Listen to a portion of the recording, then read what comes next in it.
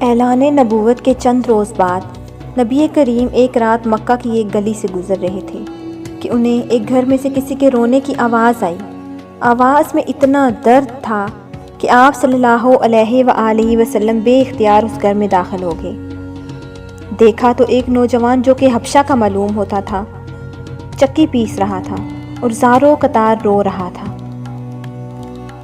آپ صلی اللہ علیہ وآلہ وسلم نے اس سے رونے کی وجہ پوچھی تو اس نے بتایا کہ میں ایک غلام ہوں، سارا دن اپنے مالک کی بکریاں چراتا ہوں، شام کو تھک کر جب گھر آتا ہوں تو میرا مالک مجھے گندم کی ایک بوری پیسنے کے لیے دے دیتا ہے، جس کو پیستے پیستے ساری رات گزر جاتی ہے۔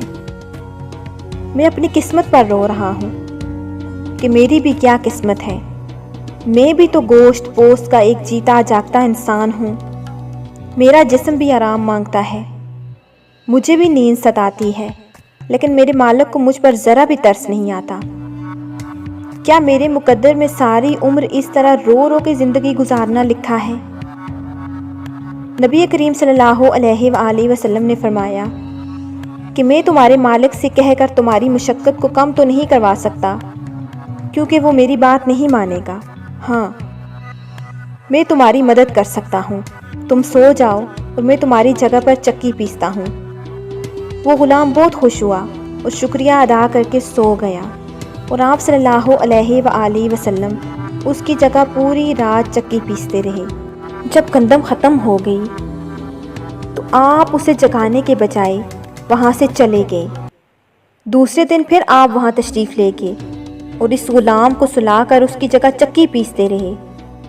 تیسرے دن بھی یہی ماجرا ہوا کہ آپ اس غلام کی جگہ ساری رات چکی پیستے رہے اور صبح خاموشی سے اپنے گھر تشریف لے گئے۔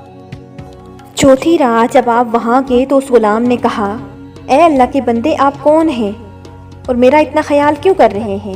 ہم غلاموں سے نہ تو کسی کو کوئی ڈر ہوتا ہے اور نہ ہی فائدہ، تو پھر آپ یہ سب کس لیے کر رہے ہیں؟ آپ صلی اللہ علیہ وآلہ وسلم نے فرمایا، میں یہ سب انسانی ہمدردی کے تحت کر رہا ہوں، اس کے علاوہ مجھے تم سے کوئی غرض نہیں۔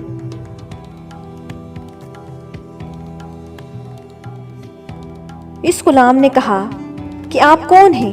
نبی کریم صلی اللہ علیہ وآلہ وسلم نے فرمایا، تمہیں علم ہے کہ مکہ میں ایک شخص نے نبوت کا دعویٰ کیا ہے؟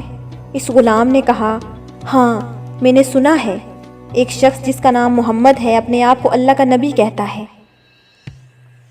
آپ صلی اللہ علیہ وآلہ وسلم نے فرمایا کہ میں وہی محمد ہوں۔ یہ سن کر اس غلام نے کہا کہ اگر آپ وہی نبی ہیں تو مجھے اپنا کلمہ پڑھائیے، کیونکہ اتنا شفیق اور مہربان کوئی نبی نہیں ہو سکتا جو غلاموں کا بھی اس قدر خیال رکھے۔ آپ صلی اللہ علیہ وآلہ وسلم نے انہیں کلمہ پڑھا کر مسلمان کر دیا۔ پھر دنیا نے دیکھا کہ اس غلام نے تکلیفیں اور مصیبتیں برداشت کی، لیکن دامن مصطفیٰ نہ چھوڑا۔ انہیں جان دینا تو گوارا تھا، لیکن اتنے شفیق اور مہربان نبی کا ساتھ چھوڑنا گوارا نہ تھا۔ آج دنیا انہیں بلال حبشی رضی اللہ تعالی عنہ کے نام سے جانتی ہے۔ یہ گرمیوں کی ایک تپتی دوپہر تھی۔ مکہ کے رہگزر سورج کی گرمی سے گرم لوہے کی طرح تپ رہے تھے۔ ایسی شدید گرمی کے پرندے اپنے گھونسلوں سے باہر نکلتے ہوئے گھبراتے تھے۔ ایسے میں ایک انسان کو گلے میں رسی باندھ کر اس کا مالک گرم ریت پر لٹا دیتا ہے اور ایک بہت بڑا پتھر اس کے سینے پر رکھ دیتا ہے تاکہ وہ ہل نہ سکے۔ پھر وہ کہتا ہے کہ محمد کے دین سے باز آ جا اور لات و منات اور عزا کو معبود مان، ورنہ اسی طرح پڑا رہے گا۔ وہ شخص جس کے ساتھ ہر روز یہ سلوک کیا جاتا ہے، پھر بھی زبان سے ایک ہی جواب نکلتا ہے، میرے جسم پر تو تمہارا زور چل سکتا ہے، مگر میرے دل اور میری جان پر تیرا کوئی اختیار نہیں۔ جب وہ ظالم زیادہ سختی کرتا ہے تو زبان اقدس سے صرف احد احد ہی نکلتا ہے۔ اس کا مالک غضبناک ہو کر دوبارہ زد و کوب کرنا شروع کر دیتا ہے، مگر اس کا کوئی نتیجہ اس ظلم کے حق میں نہ نکلتا ہے۔ یہ تمام سختیاں صرف اسلام قبول کرنے کی پاداش میں جس شخصیت نے برداشت کی، اس عظیم شخصیت کا نام حضرت بلال ہے۔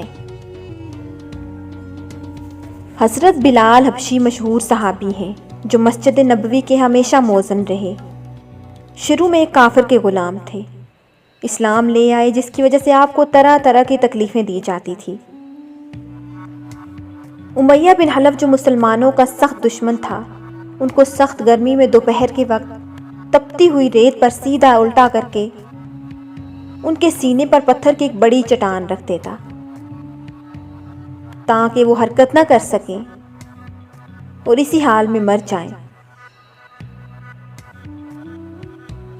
اور انہیں کہتے کہ وہ اسلام سے ہٹ جائیں، مگر وہ اسی حالت میں بھی احد احد کہتے تھے، یعنی معبود ایک ہی ہے۔ رات کو زنجیروں میں باندھ کر کوڑے لگائے جاتے اور اگلے دن انہی زخموں کے ساتھ گرم زمین پر ڈال کر اور زیادہ زخمی کیا جاتا تاکہ بے قرار ہو کر اسلام سے پھر جائیں یا تڑپ تڑپ کر مر جائیں۔ حضرت ابو بکر صدیق نے اس حالت میں دیکھا تو ان کو خرید کر آزاد فرمایا۔ میں بلال ہوں، حبشہ میرا وطن تھا، میرے ابا کا نام ربا تھا، وہ بھی غلام تھے، اور میری امی کا نام حمامہ تھا اور وہ بھی غلام تھی، گویا میں خاندانی غلام ہوں۔ جب مجھے مکہ کی منڈی میں میرے آقا امیہ بن خلف نے خریدا تو جانتے ہو ان دونوں غلام کیا چیز ہوا کرتی تھی؟ بھیڑ، بکری، گائے یا اونٹ کی تو کچھ قدر تھی، لیکن غلام اس سے بھی بہت کمتر تھا۔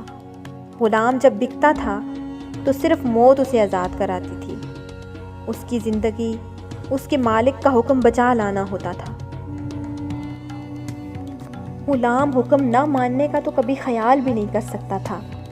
محنت کے بوجھ تلے آ کر اگر غلام کبھی مر گیا تو مالک کی بلا سے، اسے اگر غم ہوتا تو صرف یہ کہ اس کی رقم کا نقصان ہو گیا، وگرنہ غلامی کی زندگی ختم ہو جانے کا کوئی دکھ نہیں تھا۔ میں 2 مرتبہ غلام بنا۔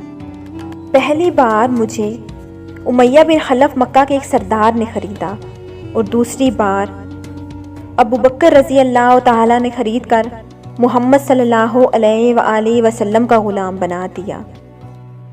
پہلے مالک کی غلامی میں ذلیل و خوار ہوا اور بے دردی سے مارا جاتا تھا۔ ایک مرتبہ مجھے اس مار کی وجہ سے مردہ سمجھ کر چھوڑ دیا گیا، جبکہ دوسری غلامی میں اتنا معزز ہوا کہ آدھی دنیا کے بادشاہ حضرت عمر رضی اللہ تعالیٰ عنہ مجھے سیدنا بلال کہہ کر پکارا کرتے تھے۔ یہ غلامی میرے لیے بادشاہی سے کم نہ تھی، مجھے سردار دو جہاں کی وہ خدمت نصیب ہوئی جسے بڑے بڑے سرداروں نے بھی رشک کی نگاہوں سے دیکھا۔ جب مسلمانوں کا قبلہ خانہ کعبہ پایا اور اسلام نے بھی ترقی شروع کر دی تو مسلمانوں نے کوئی ایسا طریقہ سوچنا شروع کیا جس سے دور دور تک پھیلے ہوئے لوگوں کو نماز کے لیے اکٹھا کیا جا سکے۔ اذان کا حکم نازل ہونے سے پہلے رسول اللہ صلی اللہ علیہ وآلہ وسلم کا ایک منادی کسی اونچی جگہ پر کھڑے ہو کر بلند آواز سے یہ الفاظ کہتا، نماز کھڑے ہونے کا وقت آ گیا ہے۔ یہ آواز سن کر لوگ نماز کے لیے مسجد میں جمع ہو جاتے۔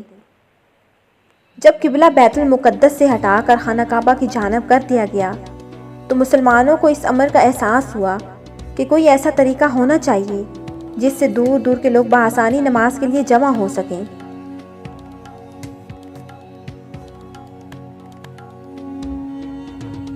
بعض لوگوں نے کہا، ناقوس بجانے کی صلاح دی کہ کسی بلند ٹیلے پر آگ جلا دینی چاہیے، لیکن کسی بات پر فیصلہ نہ ہو سکا۔ ایک صحابی عبداللہ بن زید اسی فکر میں گھر پہنچے۔ گھر والوں نے کھانے کا پوچھا تو انہوں نے انکار کر دیا اور کہا کہ رسول اکرم صلی اللہ علیہ وآلہ وسلم کو نماز کے لیے لوگوں کو بلانے کے لیے مسئلہ ہے، میں اسی وجہ سے پریشان ہوں۔ میں جب تک اس مسئلے کا کوئی حل نہ تلاش کر لوں میں کھانا نہیں کھاؤں گا۔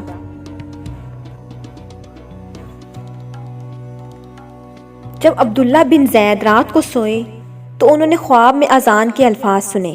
آپ نے دیکھا کہ ایک شخص نے اذان کے الفاظ مسجد کی چھت پر کھڑے ہو کر بلند آواز سے کہے۔ یہ الفاظ کہہ کر وہ کچھ دیر کے لیے بیٹھ گیا اور پھر کھڑے ہو کر نماز کی اقامت کی جو انہی الفاظ پر مشتمل تھی جن الفاظ میں اذان دی گئی تھی۔ عبداللہ بن زید بیدار ہوتے ہی حضور کی خدمت میں حاضر ہوئے اور رات والا واقعہ حضور کے گوش گزار کیا۔